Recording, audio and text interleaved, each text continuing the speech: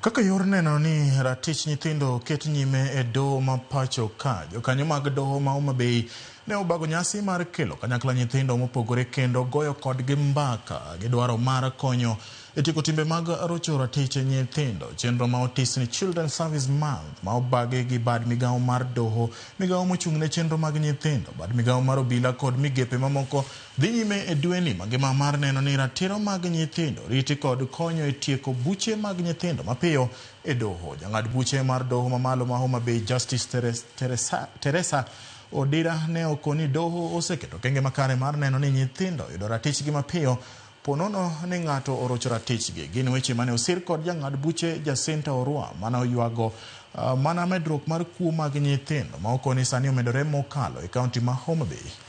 In courts, but since the Chief Justice Honorable Martha Koome came to office together with the NCAJ, they prioritized the children issues, and hence allocation for children is inadequate. Yes, and we call upon the government to allocate more funds to children department so that children programs can be run effectively. In Homa Bay County, the emerging trend now is that child trafficking is taking shape, mostly in Homa Bay sub-county and Rangwe sub-county.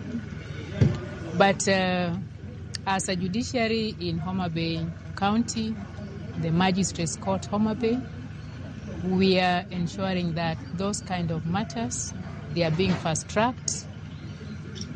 We are working in collaboration with the Office of the Director of Public Prosecution, the National Police Service, and in particular the Children Department in Homa Bay County.